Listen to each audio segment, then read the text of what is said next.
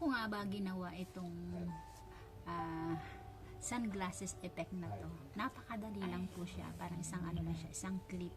So, tara po, let's go. Sundan nyo lang po ako. Napakadali lang po siya. Open natin yung CapCut. New project. Select the video. And then dito, idahan-dahan lang natin i-drag. Hanapin natin dito yung part na tinap niya. Tap. Yan. Tapos, split natin. Tapos, hanapin ulit natin yung part na huminto na siyang magsalita.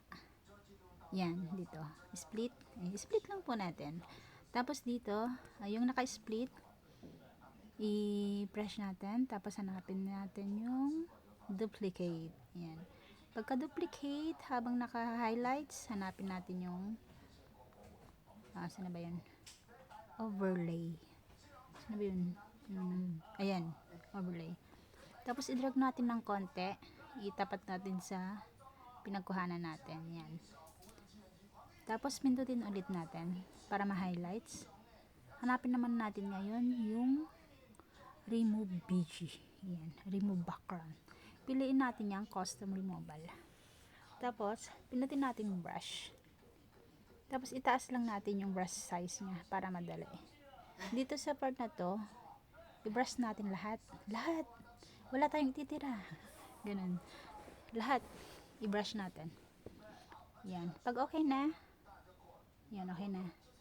Pindutin naman natin tong erase. Tapos, yung brush size, ibaba natin para hindi makapal. And then, i-erase natin yung salamin. Yung salamin lang, yan.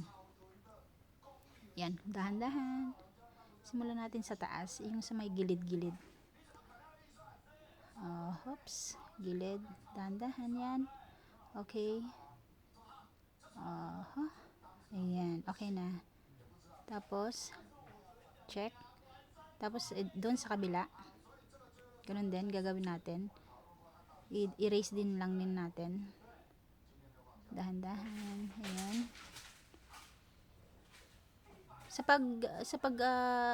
Sa pagre-remove naman ng background, hindi naman kailangan ng mabilisan. Dahan-dahan lang para mas maayos. Okay, konti na lang. Ayan. Okay. Ayan. Pag okay na, check lang natin. Then, okay na yan. Tapos dito ngayon, hanapin na natin yung, maglalagay na tayo ngayon ng word. Yun. Yan, nag-auto, ano na. Mag-type lang tayo ng, yung sinabi niya kasi is, I love you. I love you. Tapos yan. Pwede tayo maglagay ng style, ng effects, ng fonts. Pero sa akin dito, ito na lang yung red. Okay na yan sa akin. Tapos ilagay na natin sa may gilid. Sa may gilid ng sunglasses. Tapos dito, maglalagay na tayo ng keyframe. Yan, keyframe. Tapos, pagkalagay natin ng keyframe, wait lang. Ipantay pala natin. Hindi siya nakapantay. Yan. Pagkalagay natin ng keyframe sa unahan, maglagay din tayo ng keyframe sa may dulo.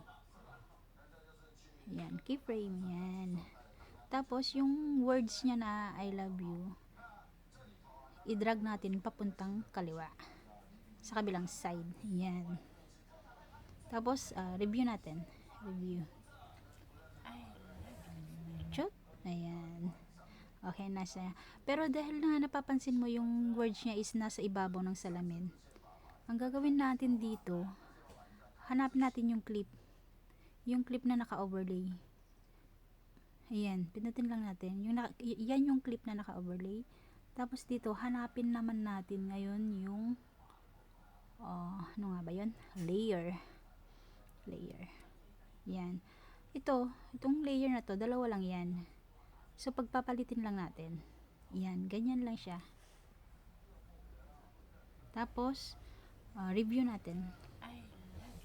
Tap. Okay, nasa may salamin na siya, diba? Ganun lang siya guys, kasimple. Ay.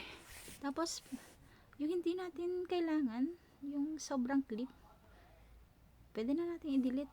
Pag hindi natin kailangan, itapon na. Ganun lang. Tapos yung sobra, delete na.